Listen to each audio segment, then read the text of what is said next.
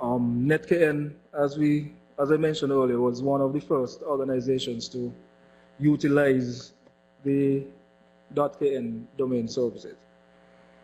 Another company that I've been involved with, a few smaller organizations under an umbrella, BowmanPark.kn being one of them, and SendPost.kn being the other. Bowman Park, if any of you are familiar with it, is basically involved in real estate. You know, they allow clients from all parts of the world, of course, to get more information on SinkIts in terms of the CBI, Citizen by Investment Program. So yeah, they chose that name, .kn, of course, because it was closely related, of course, to SinkIts. They wanted to speak directly about SinkIts instead of using perhaps .com or something like that. SendPost, on the other hand, is also involved in pushing the KN, but from a different angle. It provides more or less merchant services to local entrepreneurs at the moment, but it's spreading its wings across the Leeward Islands and Caribbean, for example. You know, we have smaller vendors that may be on the streets who may not be able to afford to go through the long process and expense of acquiring a merchant account. So they use this .kn in that regard to push and advertise SinkIts and give them an opportunity, of course, to sell their products and services online. Okay?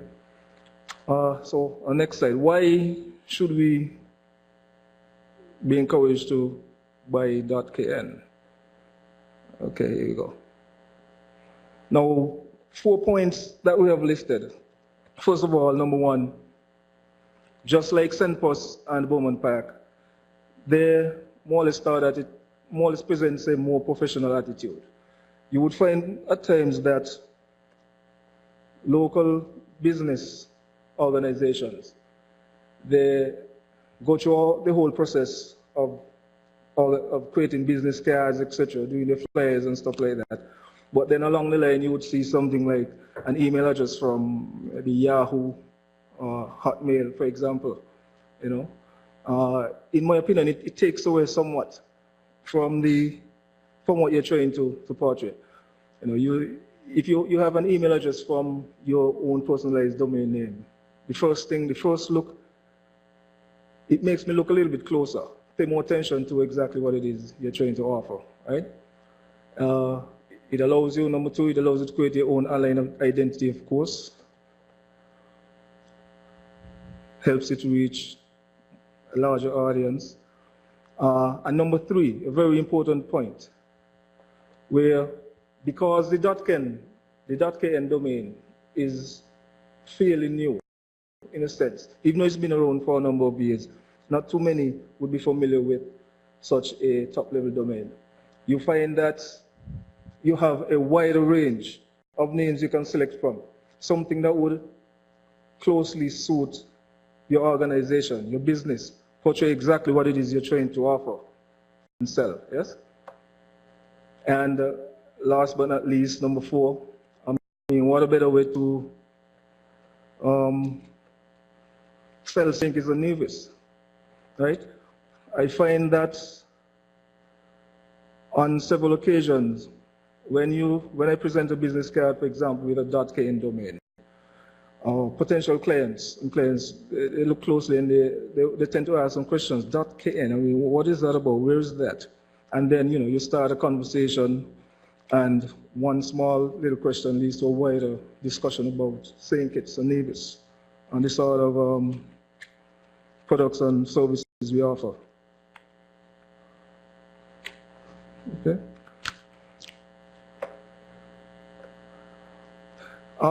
A little bit of history of how the registration used to take place back then. In the 90s, like I said before, it's the first time that we actually came across this at .kn. Now, the registrar will basically the University of Puerto Rico. So how do we get in contact?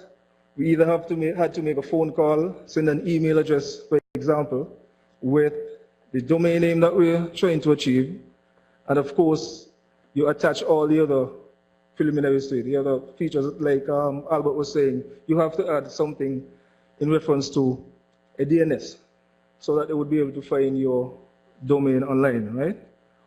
Okay, there were no way to register online.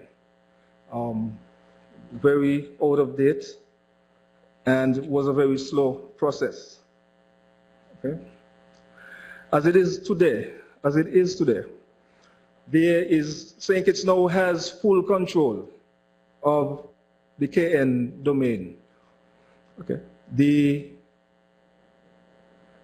KNNIC, which stands for St. Kitts Nevis Information Center. It's an office that's located right here in St. Kitts at the industrial site. It's a website. It's going through a working process right now. It's not fully up and running in terms of registration yet, but at least the registration process is much easier than it was before. You can go online, download a registration form, fill that out, and send it back with your information. The point they're trying to get at this point is to make it even easier where you fill out all the information online. Your customer name, all that other information, domain, pay as well one time online, and receive your domain within hours. Okay.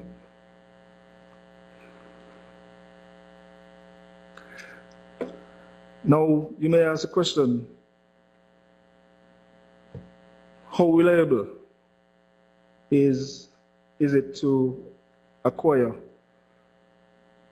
a KN domain name instead of a .com, for example? Well, the truth is, if you look back at the previous slides, the KN top-level domain is just as reliable as any other domains that are available today, right? It operates basically the same way. You're able to access your domain from anywhere around the world. It's recognized globally.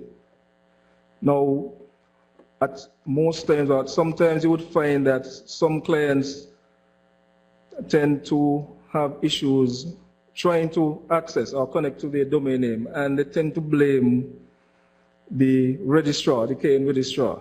But what we should realize at times is that the registrar is basically just one process. They are not, as in this case, they are not really providing a hosting service in terms of website or email. Their focus right now on their job is basically to allow you to register a domain name. You will, of course, have to get a third-party provider who's going to provide that service for you.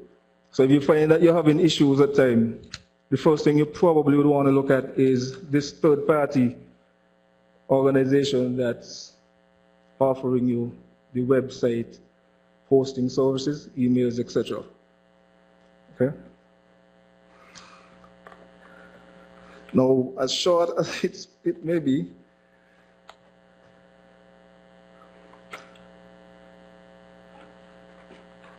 I'm going to entertain a few questions, if any, and hopefully we'll be able to answer these questions. Yeah?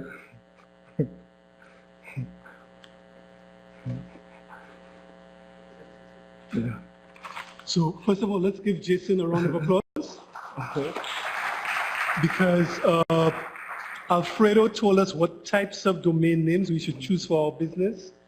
And Jason has just told us that, look, the .kn CCTLD, country code top level domain name, is reliable and it's easy to get them, and it has worked for him. So there's a very specific reason why we put those two presentations back to back. Alfredo is telling you go out and do something, and Jason is telling you how you can get it done. So Jason will remain with us until the end of the session this afternoon, and he's here and easy to find in St. Kitts. So if you do have questions, let's hold them for now, and we'll go straight to our next presenter, who's from Belize. So give him another round of applause, please.